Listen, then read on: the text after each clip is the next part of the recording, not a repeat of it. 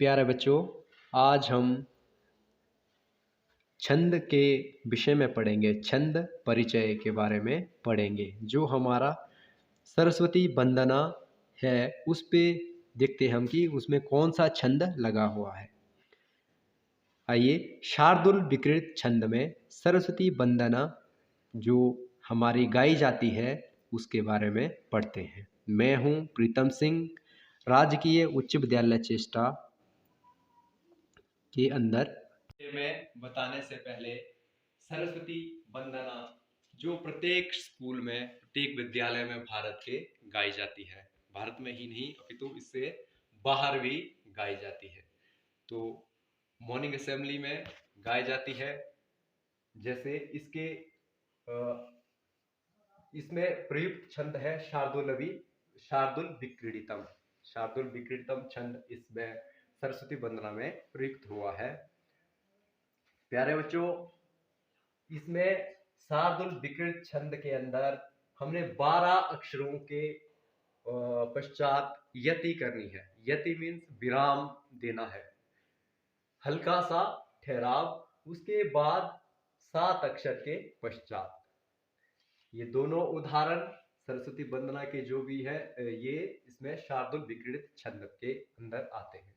और इसके उदाहरण यहाँ भी जैसे लेसन में लगे हुए हैं, कक्षाओं में, कक्षा 8th में, कक्षा 7th में, कक्षा 9th में थे पहले, उसमें ये लगे हुए हैं विद्या से रिलेटेड। तो सरस्वती माँ की आराधना करते हुए हम आइए शुरू करते हैं अपना सरस्वती वंदना का चैप्टर।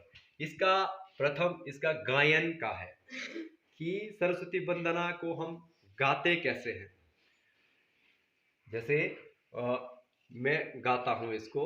या कुंदेन्दु तुषार हार धवला, या शुभ्र वस्त्रावृता।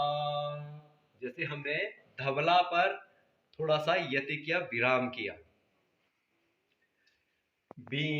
या वीणावर दंड मंडित करा, या श्वेत पद्मासना, या ब्रह्माच्युत शंकर प्रभृतिभिर् देवै सदा वंदिता। सा मां पातु सरस्वती भगवती, निःशेष जाड्यापहाम्। इस तरह से इसका पहला पद जो ये छंदोबद्ध कंप्लीट होता है। इसी में ही दूसरा है शुक्लां ब्रह्म विचार सार परम, आद्यं जगत् व्यापिनी, वीणा पुस्तक धारिणीं अवयदां जाड्यन्धकारापहम्। हस्ते सपाटिक मालिकां विदधतीं, पद्मासने संस्थितां, वन्दे तां परमेश्वरीं भगवतीं बुद्धिप्रदां शारदाम्। बुद्धिप्रदां शारदाम्। इस प्रकार से ये सरस्वती वंदन का गायन है। प्यारे बच्चों, आप भी मेरे साथ गाइए। मैं यहाँ से एक लाइन बोलूंगा, उसके बाद आप उसको पीछे से गाएंगे। या कुंदेन्दु तुषार हार धवला, या कुंदेन्दु तुषार धवला, या शुभ्र वस्त्रावृता, या शुभ्र वस्त्रावृता, या वीणावर दंड मंडित करा, या वीणा या श्वेत पद्मासना, या श्वेत पद्मासना, या ब्रह्माच्युत शंकरा प्रभृतिभिर्, या ब्रह्माच्युत शंकरा प्रभृतिभिर् देवै सदा वंदिता, देवै सदा वंदिता। सा मां पातु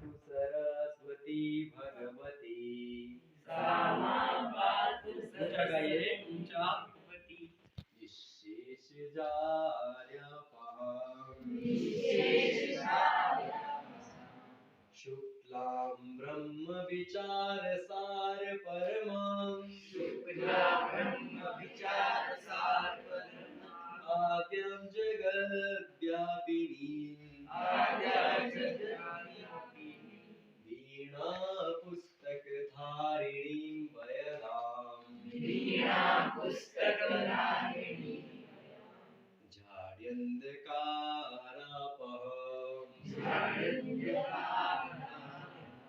हस्ते सपाटिकमालिकां विदधतीं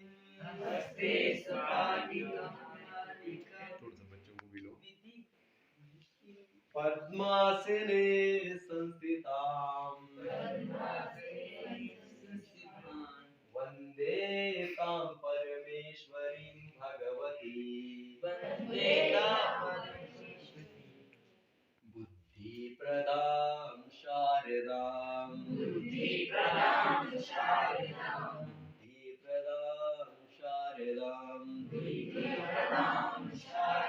एक बार थोड़ा सा हिंदी के अर्थ की ओर देखते हैं कि या कुंदेन्दु तुषार हार धवला या शुभ्र वस्त्रावृता, जो विद्या देवी कुंद के पुष्प, शीतल चंद्रमा, हिमरश्मि और मोती के हार की तरह श्वेत वर्ण की है, और जिन्होंने श्वेत वर्ण के वस्त्र धारण किए हुए हैं, जिनके हाथ में वीणा शोभायमान है, जैसे आप यहाँ पर देख सकते हैं, है ना।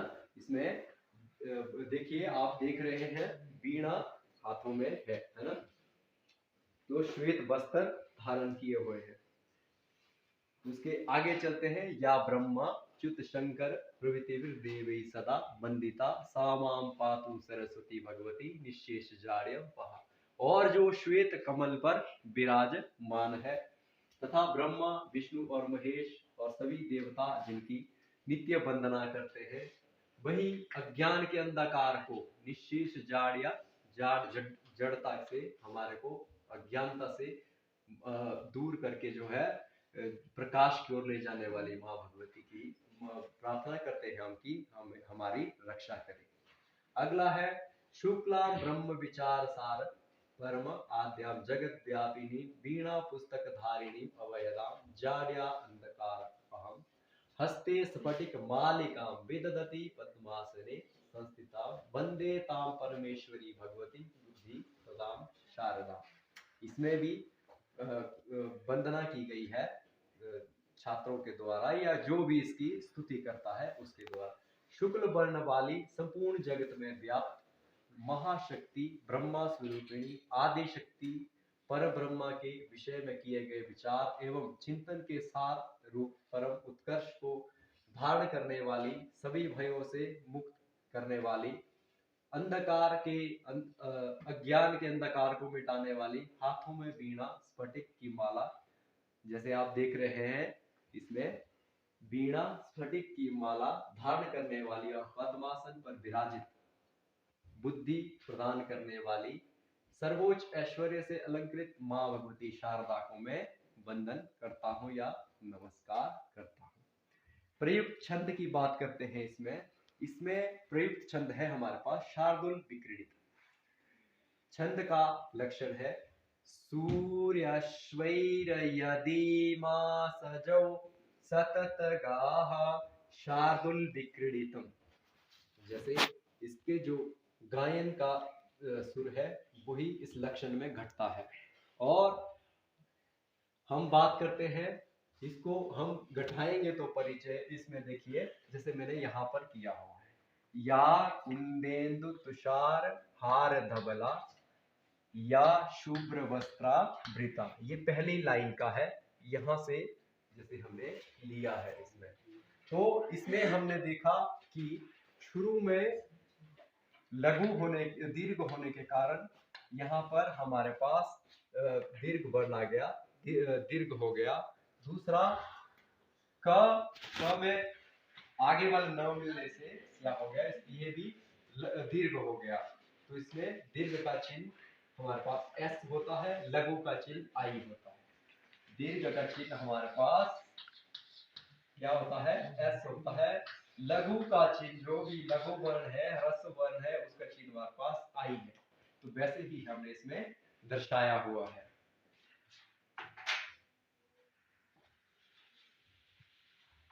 इसको छंदोबद्ध घटाते हैं तो देखते हैं कि ये जो हमारा लक्षण है, सूर्य श्वेर यदि मां सजौ सतत गाह शार्दुल विक्रीडितम, घटता है कि नहीं।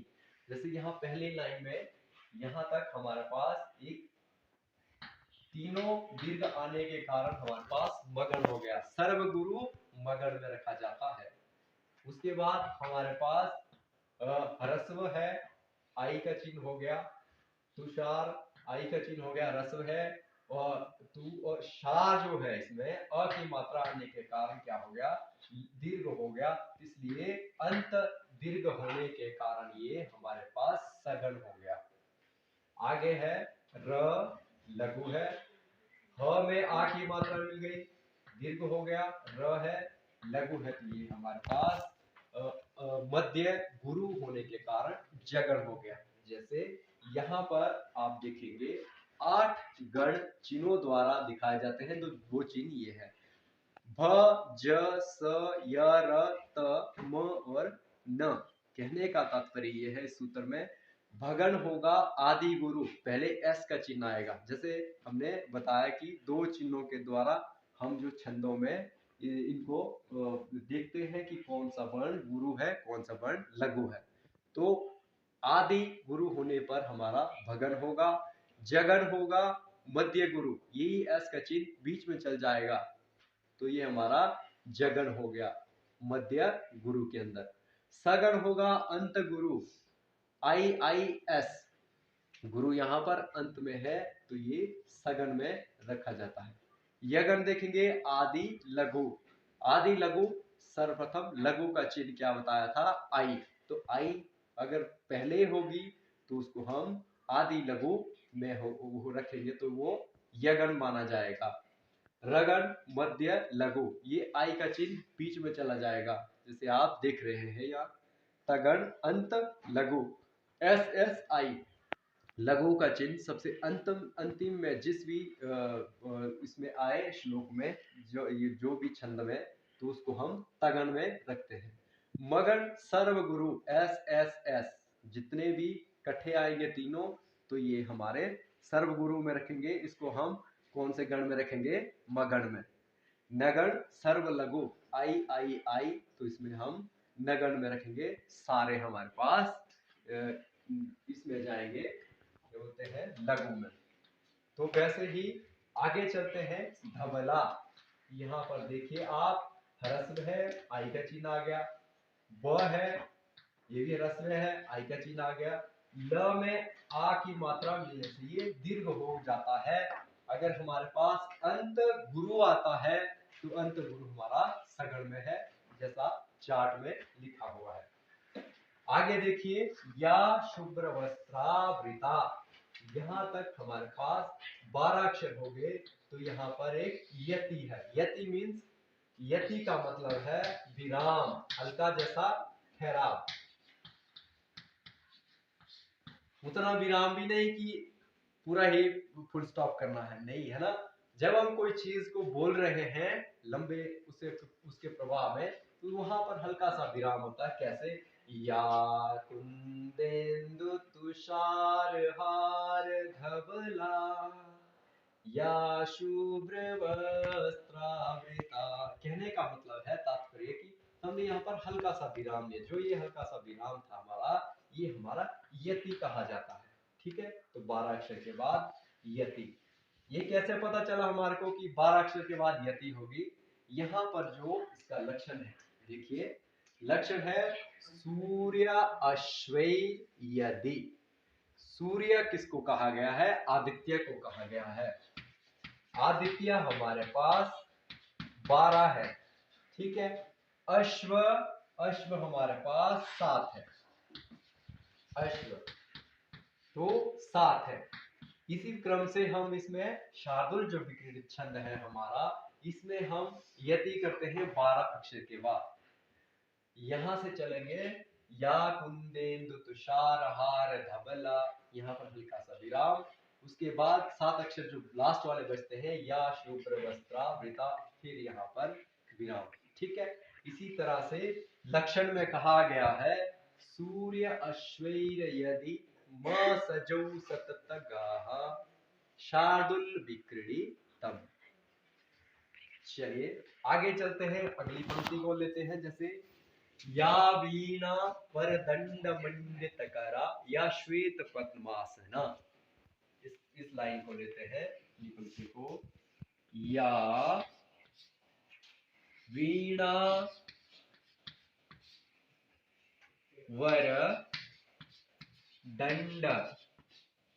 वरदंड मंडित करा, या वीणा वरदंड मंडित करा, ये हो गया। उसके बाद आगे है इसका या श्वेत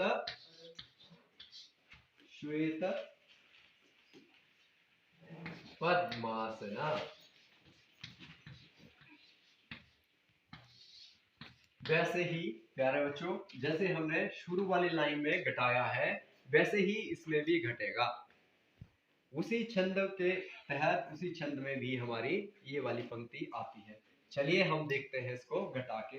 य में आ की मात्रा आने के कारण दीर्घ हो गया, व में बड़ी की मात्रा दीर्घ हो गया, न है, न में आ की मात्रा आने के कारण दीर्घ हो गया। सर्व दीर्घ होने पर क्या होता है?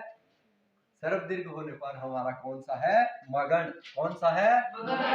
मगन। तो ये हमारा मगन आ गया। आगे चलते हैं। व ह्रस्व है, आई का चिन्ह लगेगा। र ह्रस्व है, आई का चिन्ह लगेगा। उसके बाद हमारा वर दंड क्या है आगे? 1 2 3, 1 2 3। ये जो न है, ये इसमें मिलने के कारण हमारे पास दीर्घ हो जाता है। जब अंत में दीर्घ आ जाए तो कौन सा होता है? अंत गुरु आ जाता है तो कौन सा होता है? सगण। कौन सा होता है? सगण। ये भी घट गया। उसके बाद बच गया ड़ ह्रस्व। ठीक है, उसके बाद वही म, ये इधर आएगा तो ये म में मिल गया तो क्या हो गया? दीर्घ। और ये ह्रस्व। तो मध्य गुरु वाला कौन सा है बेटा? जगन। तो यहाँ पर स्पेस थोड़ा सा कम है, मैं ज के लिख लेता हूँ। ठीक है, ज का मतलब है जगन। ठीक है, अगर मैं स्पेस कम होने की वजह से ज लिखता तो आपने समझना उसका मतलब जगन है। आगे है त हमारा ह्रस्व है, क भी हमारा ह्रस्व है। र में आ की मात्रा मिलने से गुरु वर्ण आ गया, तो अंत गुरु में क्या होगा? अंत गुरु सगण। इस प्रकार से हमारा यति वाला वर्ड भी यही है ना? या वीणा वरदंड मंडित करा, यहाँ पर हम हल्का सा विराम लेते हैं। उसके बाद य में आ की मात्रा आने से ये दीर्घ हो गया। ठीक है, क्या हो गया? दीर्घ हो गया। उसके बाद ये श तो आधा है, व में ए की मात्रा है, तो ये आधा वर्ण को हम काउंट नहीं करते हैं, ध्यान रखना इसमें। ठीक है, आधा वर्ण आगे ही चला जाता है, पीछे को हम काउंट नहीं करते हैं, तो यहाँ भी हम इसको छोड़ देंगे। तो यहाँ पर आई, त क्या है हमारा? त हमारा लघु वर्ण है। तो अंत लघु आने से कौन सा होता है? तगण। त लिख लूं, त का मतलब समझ रहे हैं ना? तगण। ठीक है, त का मतलब है तगन। वैसे ही अगर हम यहाँ देखेंगे प द, ये द पीछे जाएगा तो ये हमारे पास दीर्घ हो जाएगा, गुरु हो जाएगा, क्योंकि ये प है, ये द पीछे आ गया, आधा है ना, आगे तो जाएगा नहीं, इधर को नहीं जाता है, इधर ही आएगा पूर्व वाले में इसमें। ठीक है, म में आ है तो ये भी ऐसा होने लग जाएगा। आगे देखो स है, ह्रस्व वर्ण है हमारे पास, तो ये लघु है तो क्या होगा? आई का चिन्ह होगा। अंत लघु कौन सा है? अंत लघु तगण। तो देखिए इस प्रकार से ये घट गया अंत लघु तगन।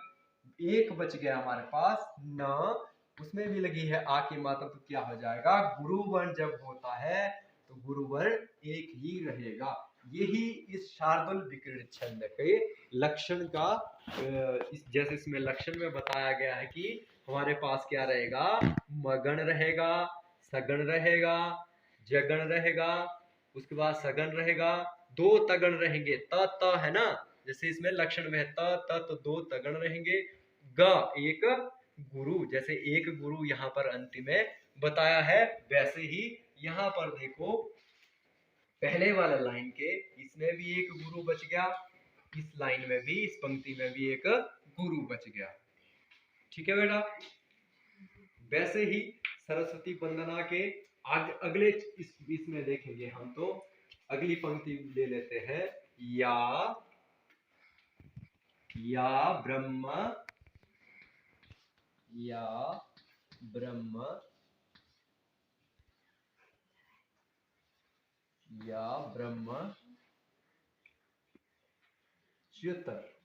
ब्रह्मच्युत शंकर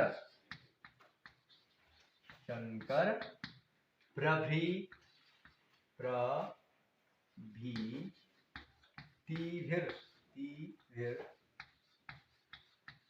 देवेहि, है ना, यहां तक है। फिर सदा वंदिता, यहां पर हम इसको क्लोज करते हैं।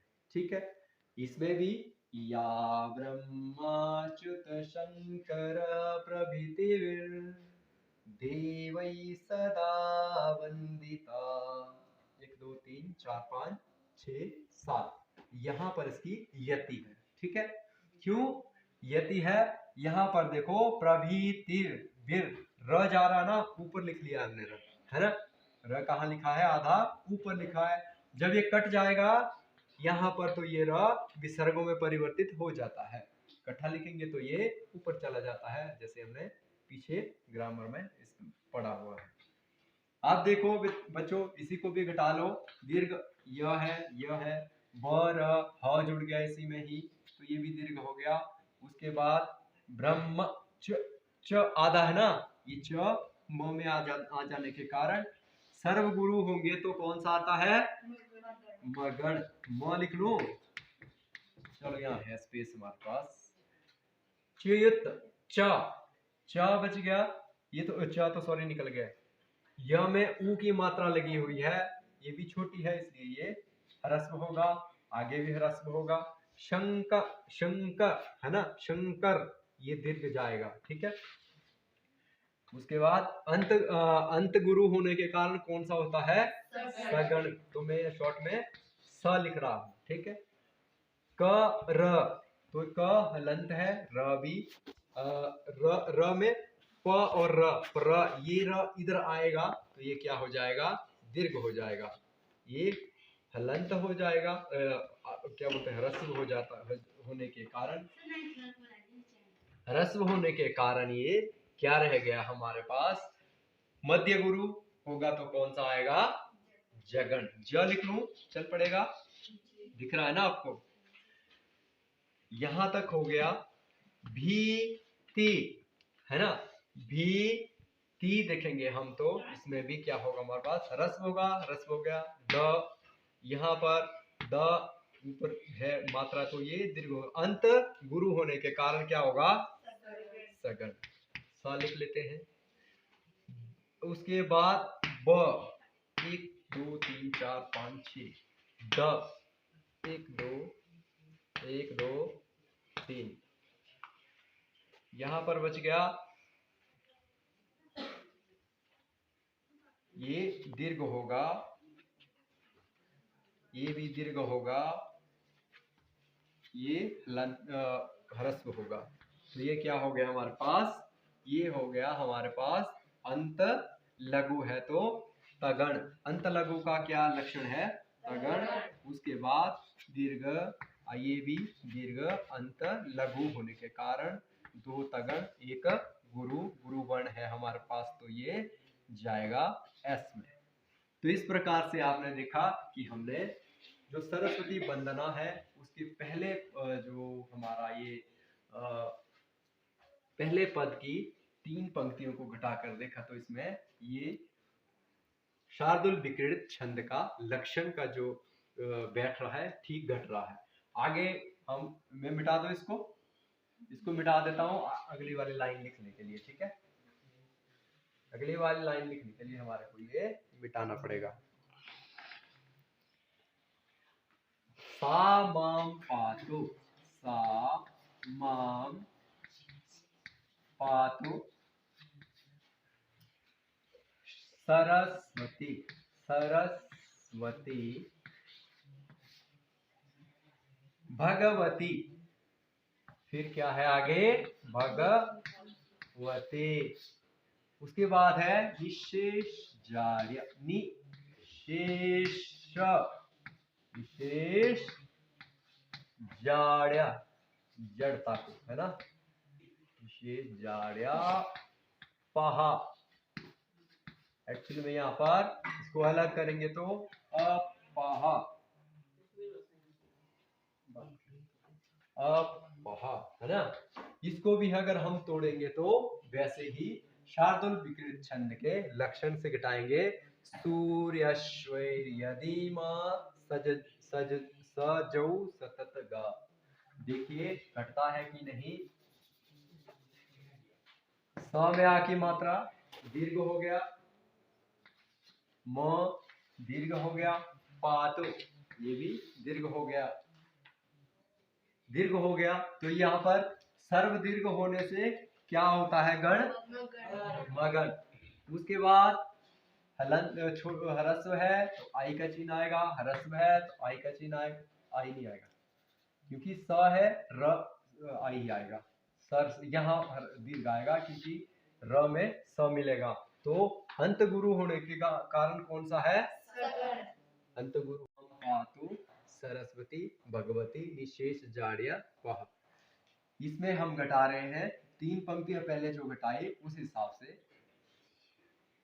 सा गुरु, म भी गुरु, पा में अ की मात्रा लगी तो ये भी गुरु मगन हो गया, सर्व गुरु मगन हो गया, अंत गुरु सगन हो गया। वैसे ही ता में बड़ी की मात्रा गुरु हो गई, रस्व हो गया।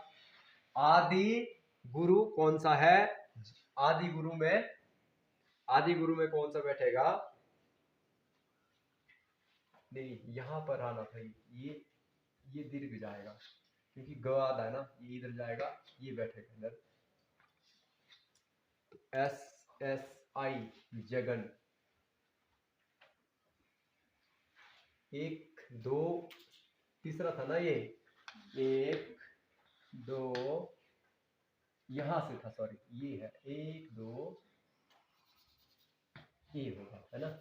ब्लैक बोर्ड में स्पेस कम होने के कारण दिख नहीं रहा है। मध्य गुरु कौन सा है बेटा, जगन, ज लिख रहा हूं है ना, जगन। वैसे ही यहां पर देखेंगे तो ह्रस्व दीर्घ, मध्य अंत गुरु सगन, ठीक है। यहां पर देखिए निशेष है ना, निशेष, ये आधा श आगे जाएगा तो ये दीर्घ होता जाएगा है ना, ये भी एक ही मात्रा के कारण दीर्घ हो जाएगा। ये हलंत क्या सॉरी लघु हो जाएगा। तो क्या हो गया ये अंत गुरु, अंत लघु क्या होगा, तगन। अंत लघु में हमारे पास तगन है। यहां पर देखेंगे तो दीर्घ लघु, तो ये भी तगन का लक्षण है। और ह है, ह में आ की मात्रा मिलेगी तो गुरु है तो ये दीर्घ जाएगा, एस का चिन्ह आएगा। जैसे यहाँ पे ये बोल रहा है कि गुरु, लास्ट में एक गुरु बन रहेगा। इस प्रकार से हमने जो हमारे पास सरस्वती वंदना थी पूरे छंदोबद्ध हमने देखा कि ये छंद में कौन से छंद में है, शार्दुल विकृत छंद में गाई जाती है ना। गाने की कोई आदमी ऊंचे स्वर में गा सकता है, कोई निचले उसमें अपने अपने जैसे गा सकता है, लेकिन यति और विराम का वही हिसाब किताब रहता है सभी जगह। ठीक है, यति सिर्फ सूर्य जहां पर 12 अक्षर होंगे वहां पर होगी, उसके बाद अश्वय 7 अक्षरों के बाद होगी। वैसे ही हमारे पास यहाँ पर देखेंगे हम तो एक श्लोक है, केयूराणि न भूषयन्ति पुरुषं हारा न चंद्रोज्ज्वला न स्नानं न विलेपनं न कुसुमं नालंकृता मूर्धजा वाणेका समालंकरोति पुरुषं या संस्कृता धार्यते क्षीयन्ते अखिल भूषणानि सततम बागभूषणम भूषणम। तो इसमें भी हमारा शार्दुल विकृत छंद का लक्षण घटता है ना। जैसे ये लक्षण है यहाँ पर, सूर्य श्वेर्यदीमा सजौ सततगा, शार्दुल विकृत छंद में घटता है। दूसरा इसके नीचे वाला, विद्या नाम नरस्य रूपम अधिकम प्रछन्न गुप्तम धनम विद्या भोग करी यश सुख करी विद्या गुरुणाम गुरु विद्या बंदो जनो विदेश गमने विद्या परा देवता विद्या राजसु पूज्यते नहीं न धनम विद्या विहीन पशु। तो इन दोनों जो श्लोक है इनमें भी हमारा शार्दुल विकृत छंद का गायन है, और जो लक्षण है वो भी सटीक बैठता है, जैसे हमने यहाँ पर सरस्वती वंदना के अंदर घटाया है। अब हम इसका जो आगे वाला जो हमारा श्लोक है, ये वाला श्लोक हमने लिया है, केयूराणि न भूषयन्ति पुरुषं हारा न चंद्रोज्ज्वला न स्नानं न विलेपनं न कुसुमं नालंकृता मूर्धजा वाण्येका समालंकरोति पुरुषं या संस्कृता धार्यते क्षीयन्ते अखिल भूषणानि सततम बागभूषणम भूषणम बागभूषणम भूषणम। तो इसमें भी हम देखते हैं कि शार्दुल विकृतम छंद का लक्षण घटता है कि नहीं। जैसे यहाँ पर हमने ब्लैक बोर्ड पे लिखा हुआ है, केयूराणि न भूषयन्ति पुरुषम हारा न चंद्रोज्ज्वला न स्नानम न विलेपनम न कुसुमम न अलंकृता मूर्धजा। वैसे ही यति का क्रम वही है, 1 2 3 4 5 6 7 8 9 10 11 12 अक्षर पर हमारी यति हो जाती है। जैसे हमें लक्षण में देखिए, लक्षण में बताया हुआ है, सूर्य अश्वीर यदि, सूर्य आदित्य 12 कहे गए हैं, अश्व 7, तो वैसे ही यति का क्रम है ये 12 अक्षरों के पश्चात हमारा यति, यति मीन्स हल्का सा विराम ठहराव रहेगा बोलते वक्त या उच्चारण करते वक्त। उसके बाद 1 2 3 4 5 6 7 8 7 सॉरी 1 2 3 4 5 6 7, ये आधा है इसलिए नहीं गिनेंगे 7। तो ये 7 वर्ण का बाद में रहते अश्व 7 कहे गए हैं, घोड़े 7, तो 7 क्रम की ये लास्ट में विराम हो जाएगा। यहाँ पर देखते हैं इसमें हम शार्दुल विकृत छंद में ये घटता है या नहीं। जैसे शार्दुल विकृत छंद में एक मगन होगा, एक सगन होगा, एक जगन होगा, एक सगन होगा, उसके बाद हमारा यहाँ पर तगन, फिर तगन और मध्य में एक गुरु वर्ण रहेगा। घटाते हैं वही ह्रस्व और दीर्घ के हिसाब से, लघु और गुरु में क में एक ही मात्रा होने के कारण या उ इधर आ गया, इसमें ये हमारा दीर्घ हो गया। यहाँ भी दीर्घ वर्ण है, र में आगे हमारे पास आ की मात्रा आ गई तो ये भी दीर्घ हो गया। तीनों दीर्घ होने के कारण, दीर्घ गुरु वर्ण होने के कारण हमारे पास क्या बनता बचा, मगन। तो मगन सर्व, जैसे यहाँ भी लिखा हुआ है सर्व गुरु मगन, क्या है, सर्व गुरु मगन। आगे है हमारे पास यहाँ पर ह्रस्व ह्रस्व दीर्घ, तो अंत गुरु, अंत गुरु कौन सा इसमें जाएगा? जैसे मेरे शॉर्ट में लिखा है ब्लैक बोर्ड के ऊपर स का मतलब है सगण। वैसे ही यहाँ भी देखिए ह्रस्व दीर्घ ह्रस्व मध्य गुरु, मध्य गुरु किस में जाएगा? जगन। ज यहाँ पर लिखा हुआ है मध्य गुरु जगन। वैसे ही हमारे पास ह्रस्व ह्रस्व दीर्घ मध्य अंत गुरु, अंत गुरु किस में जाता है? सगण। तो यहाँ पर लिखा है सगण। ठीक है ना बेटा? यहाँ देखेंगे आप दीर्घ गुरु गुरु लघु, अंत लघु होगा तो हमारे पास क्या आएगा? तगड़। क्या आएगा? तगड़। वैसे ही आदि यहाँ गुरु गुरु अंत लघु तगड़, क्या आएगा इसमें भी? तगड़। एस का चिन्ह किस चीज का है? गुरु। गुरु वर्ण है तो ये एक गुरु रहेगा, ऐसा हमारे इस लक्षण में शार्दूल विक्रीडित लक्षण में कहा गया है। स त त ग, जो ग है ये बोलता है कि एक वर्ण लास्ट में गुरु वर्ण रहेगा। इसी की ही अगली पंक्ति ले ले हमारे पास गुरु, स आगे जाने के कारण न में मिलता है तो ये पर गुरु वर्ण होगा। यहाँ भी गुरु वर्ण है, आपकी मात्रा के कारण यहाँ पर भी न के ऊपर म है, स्नानम है ना, स्नानम, तो ये भी हमारा गुरु वर्ण है। सर्व गुरु होगा तो क्या आएगा? मगन। कौन से गण में जाएगा? मगन। वैसे ही यहाँ पर देखेंगे हम न ह्रस्व है, ले में एक ही मात्रा के कारण दीर्घ हो गया तो ये कौन सा हो गया? सगण। ना, अंत गुरु होगा तो सगण में रहेगा। तो ह्रस्व दीर्घ ह्रस्व, तो ये मध्य गुरु है, तो मध्य गुरु किस में जाएगा बेटा? जगन। किसमें जाएगा? जगन। उसके बाद ह्रस्व ह्रस्व दीर्घ अंत गुरु किस में जाएगा? सगण में। उसके बाद है हमारे पास गुरु गुरु अंत लघु किस में है? तगण।